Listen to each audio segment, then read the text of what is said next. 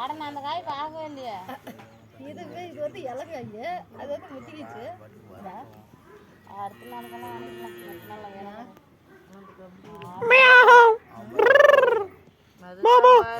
இந்த மாதிரி சாப்பிட்டா நல்லா இல்லையா? காய்ச்சி எடுத்து பார்த்து வந்தது. அந்த காய் அடியில் இருக்கிறது முத்தி இருக்கணும். பெரிய காயாக தான் அறுத்து போட்டேன். அவ்வளோ ஒன்றும் வெதல்ல. இந்த காயை பொறிப்பில் நம்ம கறி குழம்புல கத்திரிக்காய் போட்டு சாமியே கறி குழம்பு திங்கிறதுக்குள்ள சூப்பரா இருக்குன்னு தெரியுமா? அதுக்கு அவங்க தனியா வணக்கிக்குவாங்க.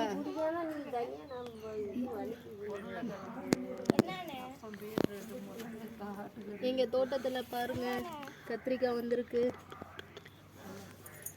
இங்க பாருங்க அழகழகா இருக்கு. இந்த மாதிரி வணக்கி சாப்பிட்டா செம்ம டேஸ்டா இருக்குங்க. இந்த மாதிரி வணக்கியா? பச்சைக்காய் வணக்கியா? இல்ல இது மாதிரி